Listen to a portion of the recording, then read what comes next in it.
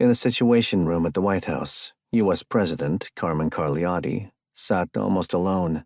For security reasons, the Vice President and other members of the Executive Committee of the National Security Council dialed into the meeting via video link from various facilities across the country.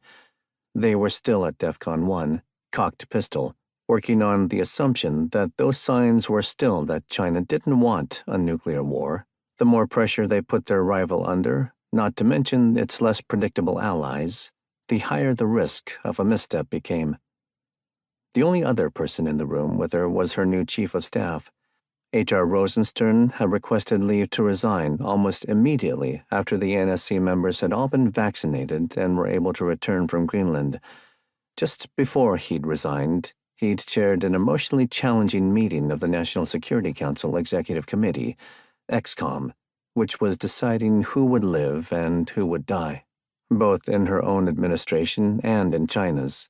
The case of vaccine recovered from Taiwan had contained enough doses for the entire Taiwanese executive yuan, or cabinet, and their families. It was more than enough to allow competing vaccine scientists in the U.S. to reverse engineer an H5N1C vaccine and to vaccinate senior members of the Carliotti administration.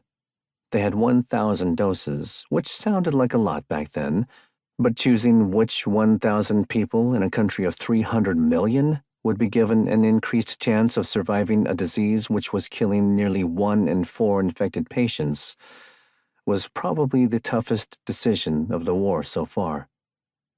Carliotti had informed the XCOM members it was a decision she would take advice on, but that had to be made by her and her alone, since history would demand to hold someone accountable for it, and it was better that accountability and the inevitable anger and blame that accompanied it be concentrated on a single person.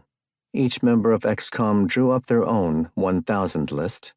3 months into the war with the Shanghai Pact Nations, her XCOM was made up of her Chief of Staff H.R. Rosenstern, Vice President Mark Bentheim, Homeland Security Secretary Janet Belkin, Defense Secretary Dan Caulfield, and Chairman of the Joint Chiefs General Earl Maxwell. Most were still sequestered on Greenland. Carliotti was working out of an isolation facility at Edwards Air Force Base so that she could show in her regular broadcast appearances that she was still in the country.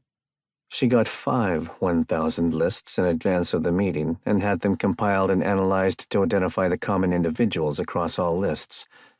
It didn't surprise her to see an overweight of politicians on the lists, from congressmen and women to senators and state governors. Supreme and federal court justices were also high on every list, as were military commanders for the 11 combatant commands and their general staffs. After that, the lists diverged wildly, informed by various political, ideological, and even religious beliefs. There were quite a few billionaire political donors on the lists,